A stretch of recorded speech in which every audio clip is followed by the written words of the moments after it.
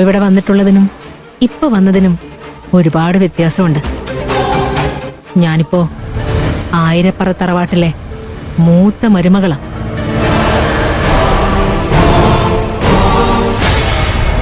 വീടിന്റെ ഐശ്വര്യമായിട്ടല്ല ഞാൻ വന്നിരിക്കുന്നത്.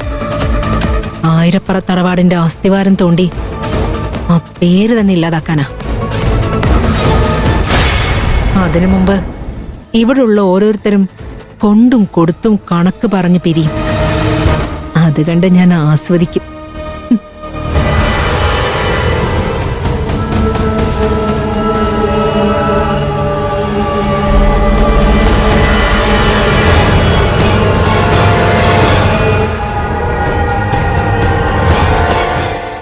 എന്താ മേഡം ആലോചിക്കുന്നത്?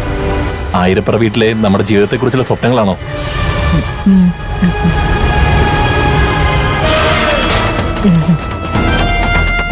ശ്രേയ, നീ ആഗ്രഹിച്ചതല്ല ഇവിടെ നടക്കും. ഇനി നിനക്ക് സന്തോഷമുള്ള നാളുകളായിരിക്കും. അത് പറയാനുണ്ടോ രാജി? ശ്രേയ മോളുടെ വീടല്ലേ ഇത്?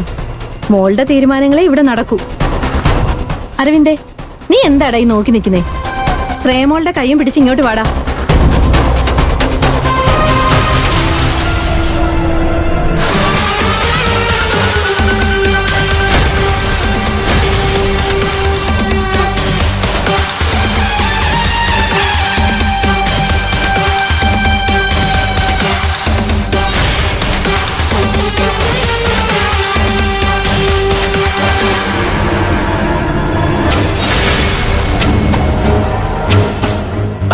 അത് അമ്മേ, അത്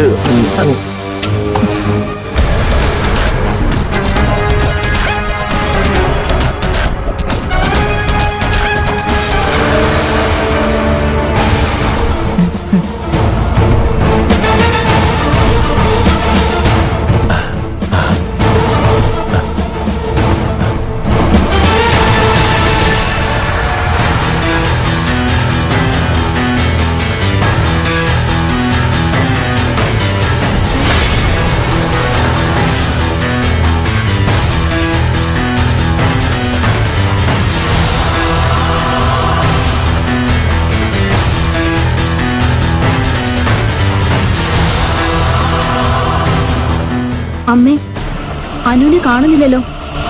ആരതിയും വിളക്കുമൊക്കെ റെഡിയാണെന്ന് പറഞ്ഞിട്ട് വന്ന് കയറുമ്പോ മുൻപിൽ നിലവിളക്കുമായി നിൽക്കേണ്ട ഈ പെണ്ണിതെവിടെ പോയി? ഞാനൊന്ന് നോക്കട്ടമ്മേ.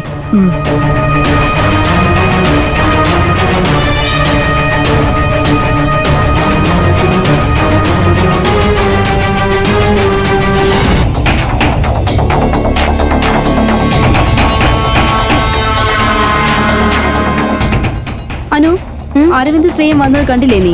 വിളക്കെടുത്ത് വെക്കാത്ത എന്താ? അശു ചേച്ചി, സോറി, ഞങ്ങൾ അറിഞ്ഞില്ല. ഇപ്പൊ വരാം.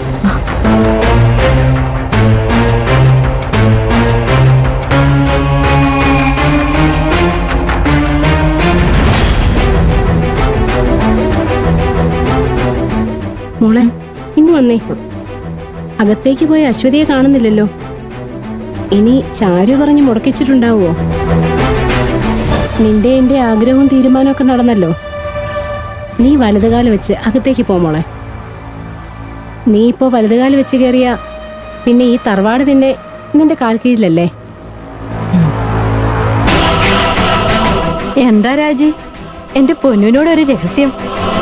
ഒന്നുമില്ല ഹേമേ, അശ്വതി പോയിട്ട് കാണുന്നില്ലെന്ന് പറഞ്ഞതാ.